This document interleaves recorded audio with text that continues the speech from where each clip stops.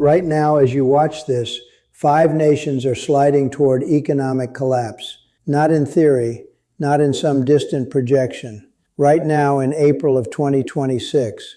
And what most people do not realize is that these collapses are not isolated events.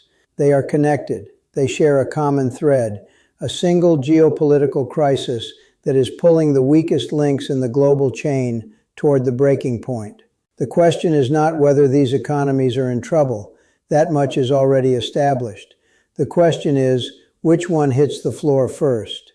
By the end of this analysis, you will understand the specific mechanisms pushing each of these 5 countries to the edge, how they are linked, and what the sequence of failure could look like if the current trajectory holds. And I should warn you, some of what you are about to hear is not being reported clearly anywhere in the mainstream.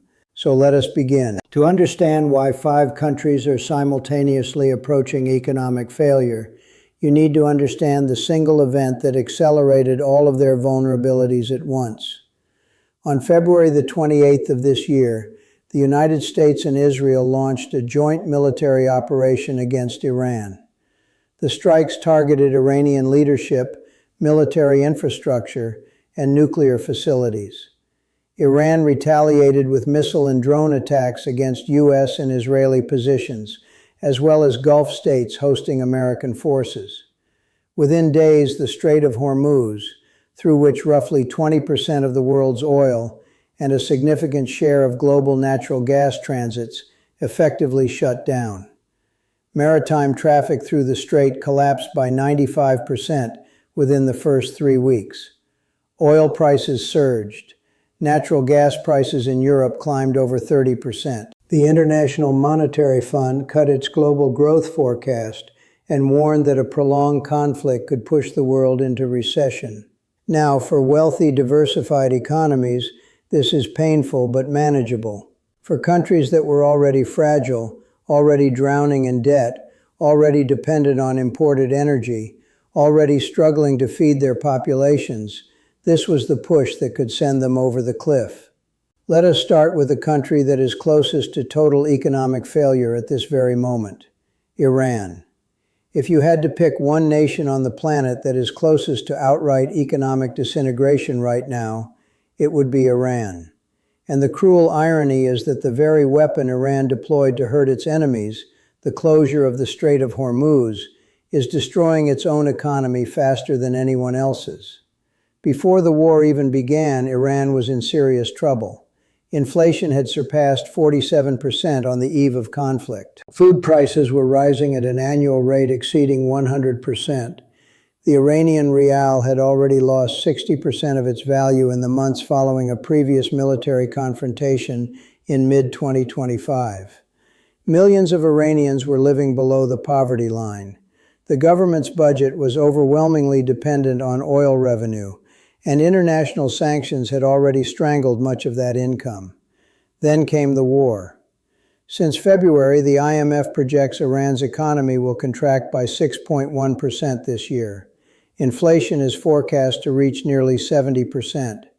The government estimates direct and indirect war damage at approximately $270 billion, an amount equivalent to roughly 57% of the country's entire gross domestic product.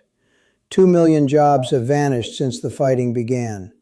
Over 90% of Iran's international trade flows through the strait, which its own forces have disrupted. Factories, refineries, bridges, airports, and railways have been destroyed. The country's largest industrial facilities could take years to repair. An extended internet blackout has crippled the domestic digital economy, shuttering businesses that depended on online platforms. Senior Iranian economic officials have reportedly warned the president that rebuilding the economy could take more than a decade. And here is the part that makes Iran's situation uniquely precarious. The U.S. has imposed a naval blockade on Iranian ports. This means that even if Iran wanted to resume oil exports tomorrow, it physically cannot. The blockade, combined with the strait closure, has severed roughly 70% of Iran's export revenue. Economists have begun discussing inflation not in annual terms, but in monthly terms. One analyst recently estimated that in a worst-case scenario, monthly inflation could exceed 20%, pushing annual price increases toward 500%. Iran is not just in crisis, it is in a position where every week of continued conflict sets its economy back by years. The question is whether the regime can hold together under that kind of pressure. Historically, Iran has proven resilient to sanctions. It has spent decades building workaround systems. But this level of simultaneous destruction, blockade, and internal economic strain has no precedent in the country's modern history. Now let us move to the second country on this list, and this one may be the most heartbreaking: Lebanon. Lebanon was already living through one of the worst economic collapses in modern history before this year began. The crisis that started in 2019 had already wiped out close to 40% of the country's real GDP. The Lebanese lira lost over 98% of its value. Ordinary citizens watched their life savings become inaccessible behind locked bank doors. 80% of the population fell into poverty. Electricity, healthcare, and education systems essentially ceased to function at any reliable level. Then, in March of 2026, Israel launched a ground invasion of southern Lebanon, targeting Hezbollah positions. The military operation has added an estimated $11 billion in physical destruction to a country that was already in free fall. More than 1.3 million people have been displaced. Over 2,000 have been killed. Entire communities in the south have been rendered uninhabitable. The war has compounded Lebanon's pre-existing disaster in every conceivable dimension. The country depends heavily on imported fuel, food, and basic goods. The Strait of Hormuz closure has driven up the cost of everything Lebanon imports. Energy prices are spiking at a time when the government has essentially no fiscal capacity to absorb the shock. The prospect of international investment or reconstruction aid is virtually non-existent while fighting continues. And here is what makes Lebanon's situation particularly dangerous. Unlike Iran, which at least has a functioning central government and military apparatus, Lebanon's political system is fractured along sectarian lines. The government cannot enforce its own decisions. It ordered the disarmament of Hezbollah, but has no capacity to carry it out.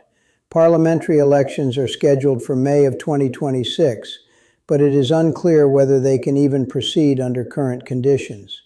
Lebanon is not just experiencing economic collapse, it is experiencing the failure of the state itself.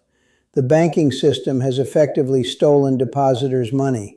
Public services have disintegrated, and now a military invasion is destroying what little physical infrastructure remained.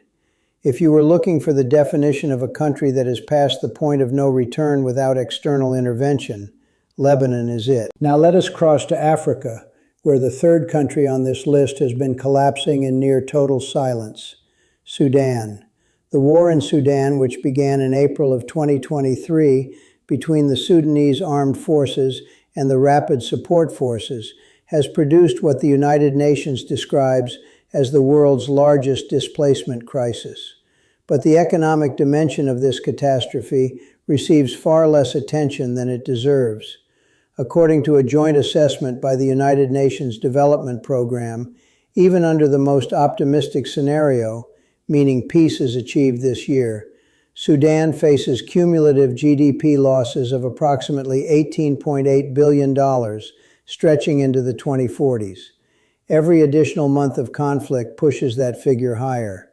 The Sudanese pound has collapsed into the thousands per US dollar. Agricultural output, which employs the majority of the population, has plummeted as cultivated land shrinks dramatically and supply chains disintegrate. A substantial portion of the country's power generation capacity has been destroyed. When factories lose electricity, industrial output does not decline gradually. It stops entirely. Fewer than 1 in 5 schools are operational in some regions. An entire generation of children is growing up without formal education, which means the economic damage extends decades into the future through lost human capital. The humanitarian funding required to address the crisis remains critically underfunded, and the Iran war has made everything worse. Sudan's economy, already shattered by internal conflict, is now facing the secondary effects of the global energy shock. Rising fuel costs, disrupted trade routes, and inflationary pressures on food imports are compounding a situation that was already catastrophic. The neighboring countries absorbing millions of Sudanese refugees, including Chad, Egypt, and South Sudan, are themselves being pushed toward their own tipping points by the burden. Sudan's collapse is not contained. It is radiating outward, destabilizing an entire region. The fourth country on this list is one that was supposed to be recovering, and the timing of this setback could not be worse. Pakistan. Just a few months ago, Pakistan's economic outlook was cautiously optimistic for the first time in years. After nearly defaulting in 2023, when foreign reserves fell to cover barely 2 weeks of imports and inflation hit almost 38%, the country had slowly stabilized through painful austerity measures, IMF support, and a steady flow of remittances from workers in the Gulf. Inflation was declining. The government had begun exploring ways to encourage exports and private investment. For the first time in years, policymakers were looking beyond day-to-day crisis management towards sustainable growth. Then the Strait of Hormuz closed. Pakistan imports approximately 80% of its energy from the Gulf region. That single dependency makes it extraordinarily vulnerable to any disruption in the strait. Fuel prices have surged. Transport costs are rising. Food prices are following. The current account deficit is widening again. But the damage extends beyond energy imports. Every year, hundreds of thousands of Pakistanis travel to the Gulf for employment. The remittances they send home support millions of families and serve as a crucial source of foreign exchange. Reports now suggest that the ongoing crisis could prevent hundreds of thousands of Pakistani workers from going abroad this year, while forcing others to return early. If this continues, the impact on remittance flows could be severe. Pakistan is also experiencing capital outflows and mounting external repayment obligations. A major repayment demand from a Gulf nation recently forced emergency financial adjustments. The contrast with previous geopolitical crises is stark. During the Soviet-Afghan War and the post-September 11th era, Pakistan received massive financial inflows as a strategic partner. This time it is hemorrhaging capital with no compensating support. The hard-won economic stability of the past year is now under direct threat. And the painful truth is that Pakistan's vulnerabilities, its energy dependence, its debt burden, its reliance on external remittances, none of these were solved. They were merely stabilized temporarily. The Hormuz crisis has exposed just how fragile that stability was. The fifth country on this list is the largest economy in the Arab world, and its situation is more precarious than most people realize. Egypt. Egypt is one of the biggest energy importers and among the most heavily indebted economies in the Middle East.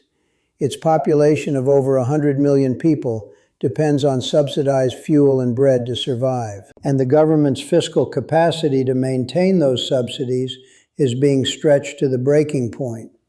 The Strait of Hormuz closure has hit Egypt from multiple directions simultaneously. Energy import costs have surged. The Suez Canal, one of Egypt's most important revenue sources, has seen traffic disruptions linked to the broader regional instability, including Houthi involvement in the conflict. Tourism, another critical income stream, has declined as the entire region becomes associated with military conflict.